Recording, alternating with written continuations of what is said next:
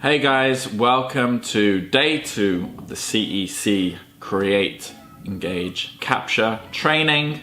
Welcome back.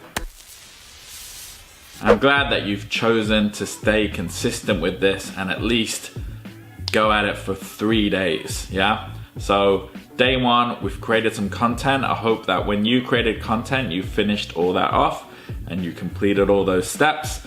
And then today, we're gonna start engaging with your audience, getting your name out there so that people will go and see your blog and see what you're all about. So here we are back at the workstation, and I'm gonna go through, again, over the shoulder, how to engage or how exactly I engage when I'm trying to get my blog out there. So right now, your post or posts have been set up, and I'm gonna be honest with you, it's probably not generating any traffic unless you've shared it. But that's cool, it's just that your site is pretty new. You need to build up some trust with Google. But this is not a problem because we're not gonna play the passive game. We're gonna go on the offense and try and find people to engage with your content. There are 3 ways we're gonna talk about today, and that is engaging your audience through various social media platforms, then using Quora, and then the different ways you can use blogs. So the first way is with social media. Now I could have arguably put this part into day 1, but because we're gonna be looking at social media today, I'll just stick it in this one. So the 2 ways you engage with social media is number 1, you create content with it, and number 2, you engage with it, okay? You don't do what other people do, which is consuming it, constantly consuming. You don't get any ROI from that. But carrying on from yesterday, with every piece of content that you create, you should be sharing on your social medias. The first way is you should have the link to your blog on all of your social media profiles and make it very easy to see. That way, when you're engaging with your audience, people will say, hey, who's this guy giving me this advice? Who's this guy I'm talking to? They go back to your profile, they see your link, they go to your blog. The other way, as I said, is to actively share your content on social media. So on your Facebook, on your Twitter, on your Instagram. If it's audio or video content, I would check out Anchor FM, as it's a great podcasting platform that distributes to all other podcast platforms automatically. And if you have written content, I would recommend posting to places like LinkedIn, again, Facebook, medium.com, StumbleUpon. There are a few other ones. I think Dig is still around. So I would do that too if you have written content. It's really easy to submit. Also, as you're doing this, get into the habit of trying to understand how each platform operates and also the language that is used on each one. Now, the next point is to start engaging with people who are talking about your niche, what your blog is about. Now, this is something you can do really passively. I do it when I'm on any commute. I do it when I'm lying in bed.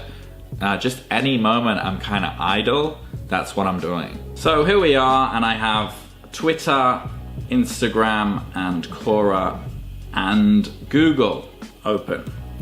So what we do on Twitter, here I've browsed for this hashtag, fishing life. So I'm gonna go in here and see who's sharing their fishing life posts on Twitter. This guy is. He's put out a picture 2 minutes ago. He's got 1 like, no comments. This guy is going fishing, no engagement. This guy got a new reel, no engagement. You know, you could jump on here and be like, weather looks good. What are you trying to catch? This guy, that fish is, are you gonna eat it? You know, this guy, beautiful reel, man. You know, if you're involved in fishing, you're gonna know what to say. You're gonna have more, better ability to conversate than me. And you'll see that there's not much engagement, but there's a bunch of posts, you know, in the last, there's one from 2 hours ago, 15 hours ago.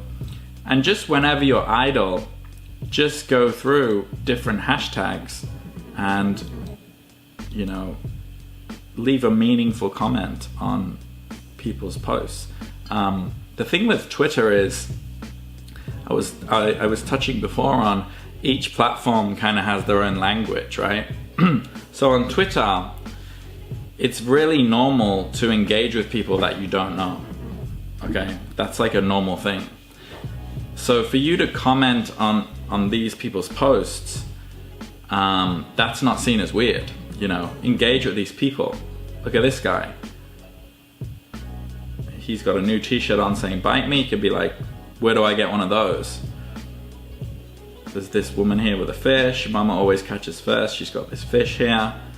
No engagements. And these people are posting, sharing their passion. They're wanting people to engage with them. Why would they be posting it? This person's posted and has gotten 0 likes, 0 comments, 0 shares. You know, these are people that you could be commenting on and them thinking, sweet, who's this guy? And then they go check out your profile and then they're going through to your blog. Yeah? You could even follow them and then they become even more familiar with you because then you keep commenting on their things. And you should have time to do this.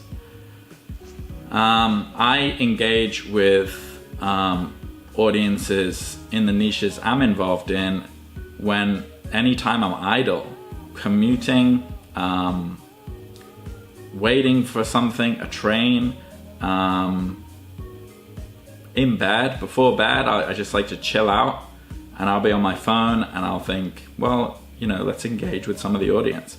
It's better than what most people do, which is just consuming content that doesn't help them. Okay, you're engaging with people and it has a positive effect on what you want to be your business, which is your blog. Now let's go through to Instagram. Similar kind of thing. I went here and I typed in fishing. Now Twitter does this too. You type in fishing and then it will come up with, the interface is a lot better on the phone because you can select that you only care about hashtags, not people. Because I'm on the laptop, it shows, you know, users and hashtags and everything. So it's got fishing girls and fishing, and I went for fishing life again, which has 2 million odd posts. So I'm gonna go there, fishing life, and that's gonna come up.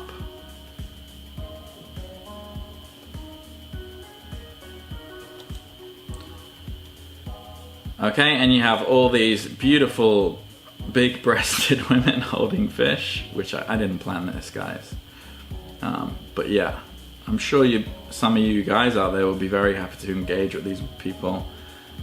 These are actually the top posts, actually. I wonder why. You want to go to most recent posts.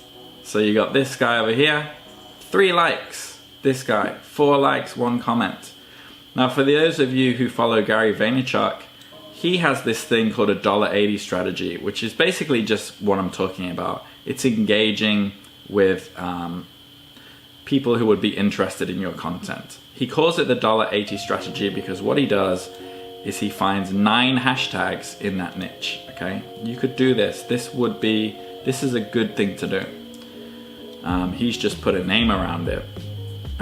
So if you went through 9 hashtags, fishing life, fishing, what was the other one? Carpies, fishing lifestyle, there's another one. Fishing is life, 840,000. Bass fishing is my life, 74,000. Go through 9 of those, 9 hashtags, put them in a spreadsheet or in your Evernote or somewhere, and then comment on the top 9 recent posts, yeah? That comes to 180 pieces of engagement. And you could probably do that in half an hour, I would say. And imagine that half an hour spread out through the day. And these days, I'd actually prioritize Instagram over Twitter. Although that would depend on your niche. So you just go through and make meaningful comments. You can go through and like, but it's just not as effective. I've done that before. I've tested everything. I've tested bots that there's a bot called Archie that has now been, it doesn't work anymore. I'm about to make a post on this and the use of bots, and basically to conclude, it's not a good idea. There's a difference between liking a bunch of pictures and people realizing you like them and following you, then you engaging and having potential conversations with people and then them following you. There's just that engagement, that extra bit of engagement with a comment compared to a like, it makes a big difference. So with Twitter and Instagram, you're pretty much doing the same thing. So you can do the $1.80 strategy. Remember, again, it's recent posts. You don't really want to waste time with people who have like 2,500 bits of engagement on their picture, because you can imagine these popular people, their notifications is going to be, you're going to get lost in it. So save yourself some time and go for posts that you are going to be noticed. At least prioritize that.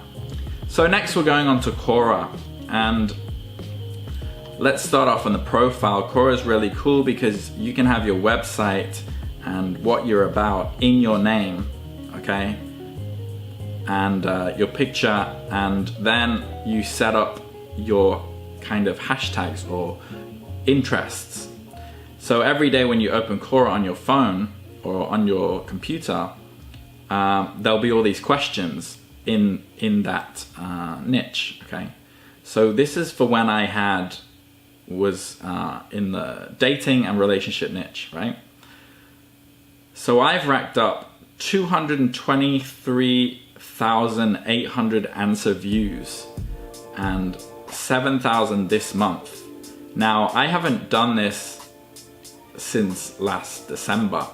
So I've gotten 7.3k views this month. 7.3k people have seen my name with my address. Now they might have looked at my advice, because that's a very controversial niche, and gone, I don't like this guy. That's fine.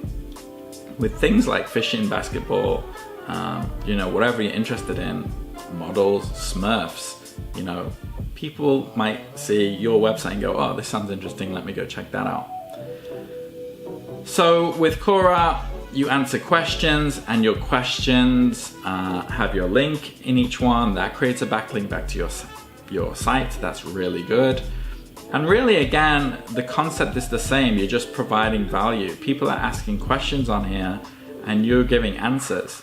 The cool thing about Quora is if you have a blog post or a YouTube channel video, you can put that right into your post, and Quora doesn't mind you doing that. It's not seen as spammy. So what I would do is get ideas for my content on Quora, go make the video, okay, see what the common questions are, and then when you see those questions pop up on Quora, you just say, hey, I made a video about this last week, here's a link to the video. And it makes answering questions really easy because you already have the content there ready to go. So find content ideas on Quora, or really just within your niche. What are people talking about and what are the common questions people have? You should initially have content around those questions. And then when you're answering questions and engaging, you can just throw it out to people. Hey, look, I wrote this. What you shouldn't do is throw out affiliate links and try to make money off these people. Okay, it's fine to put affiliate links in your content, but you should be linking people back to your content because that's good for your site, not linking people to an Amazon affiliate link for some book that you're recommending so that they buy it and you get money. It just never works out. Write your content and point people at your content. Now, so we've gone through that. Is there anything else to say on that? I don't think so. You can always ask me more questions. Just hit me up on social media or get in the Facebook group. That's probably the best way to get in touch with me. And that way, if I answer a question that you have, other people can see it as well. So the last thing we have is Google, okay? It's fishing blog, okay?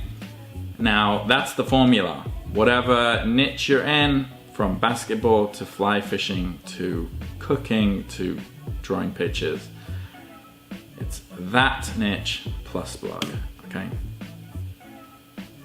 And we've got blogs here. What I like to do is go tools, and down here it has anytime, and I'm gonna go past week or past 24 hours. So I'm gonna go past 24 hours, and the reason for this is if there's a blog that allows you to comment, and you comment on that blog first with your website link there, and then let's say that post that website has goes viral or crazy, you're right there, everybody's viewing your comment and as well at the same time as they're viewing that content, so that's really good for you. So commenting on blogs is good. Now, it's gonna take you a while to see what the popular blogs are. I mean, you could even go into Google and go top 10 fishing blogs 2019, and there'll be like, I'm sure there'll be a list, or whatever your niche is again. Essentially what you're doing is looking for blogs where you can make comments.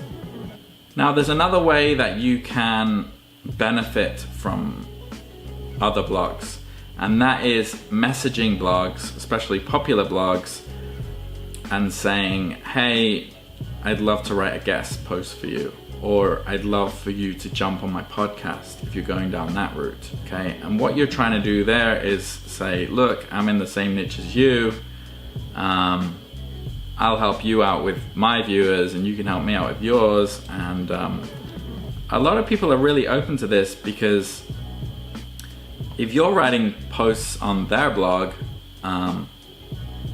they don't have to do any work. So it's this a reciprocal exchange of value. You're doing some work for them, and then you're getting some of their some of those visitors seeing who the hell you are. So here his post has 0 comments, 0 comments, 0 comments. So find popular blogs if you can, and try to get in there and make comments on their site first and contact them. But smaller blogs, you know, you can make a comment and say, hey, this is like an awesome website. This is cool, what you did today, what you posted about, give your opinion on that. And this is going back to the reason why I said your first step on the blog post that I have on selfmadenewbie.com, that start here link in order to build your blog. The very first thing I say is go with something that you actually are passionate about and that you like doing. And this is the reason. If you're really into fishing, this whole engaging thing shouldn't be a chore. You should want to see what this guy is doing. You should want to find what the latest fishing stuff is on Twitter and Instagram, and then talking to these people. That should be fun for you, yeah? This should not be a chore. So if it is coming off as kind of a chore, then you need to question what niche you're in and go back to that post and re-look at those 4 questions again and figure out what your thing is, quote unquote, yeah?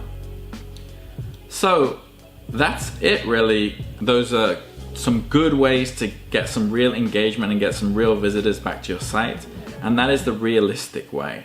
So a lot of people, they're thinking, oh, I want to get like 50,000 people back to my site, I want this massive amount of traffic, and that's just not the way it works. The way it works is you go individuals, individuals, individuals, you start pulling them in, and then the word about you spreads, and it's kind of like a snowball. It will grow exponentially. That's the power of engagement. It's real, thought out comments. You could even share. It's collaborations, and it's having conversations with people and enjoying it, hopefully, and offering value, and that's how you get it back. And then people start talking about you, you know. People say to their friends, you should check this stuff out, because usually people and their friends, they like the same stuff, or that friend will be talking to them about something and then he'll check it out, and that's how it works. You get 5 people telling 2 friends each. That's the very definition of exponential growth. So that's all on engagement. Remember, think about where your potential visitors are hanging out. You got Instagram, you got Twitter, Quora, and of course blogs, commenting on blogs, but also collaborating with blogs, making content for blogs. Blogs is also another way things go viral, because bigger blogs like Lad Bible and, you know, Will Saw Hip Hop and all those big blogs, they actually just go to smaller blogs to get their information out. They like copy smaller blogs' content. That's where they just, those bigger blogs are just curating, they get it submitted to them. They don't go around looking around for it. So working with smaller blogs, don't think that it doesn't have any value, because you know, you can't go to Lab Bible tomorrow and go check out this cool fishing video. They might not even see it.